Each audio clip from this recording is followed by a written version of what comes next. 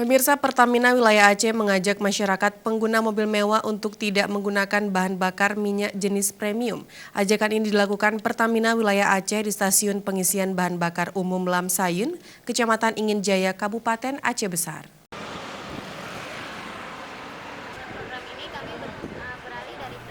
PT Pertamina Regional 1 Wilayah Aceh melakukan sosialisasi penggunaan bahan bakar minyak di Aceh Besar.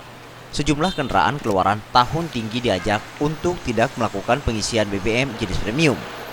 Brand Manager Pertamina Aceh, Ferry Fasilini menyebutkan, penggunaan premium tidak cocok untuk mobil tahun tinggi karena nilai oktan yang terkandung dalam premium hanya 88, sedangkan Pertalite memiliki RON 90, Pertamax sebesar 92, dan Pertamax Plus sebesar 95. Nilai ini menunjukkan besaran tekanan yang bisa diberikan sebelum bensin terbakar secara spontan. Meluncurkan program namanya Malu Antri Premium.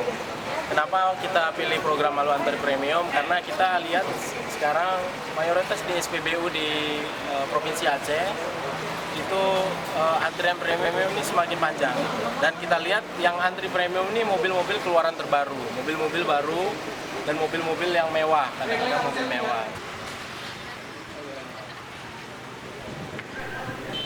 Selain itu, menurut Ferry, penggunaan BBM selain premium untuk mobil tahun tinggi lebih baik untuk perawatan mesin.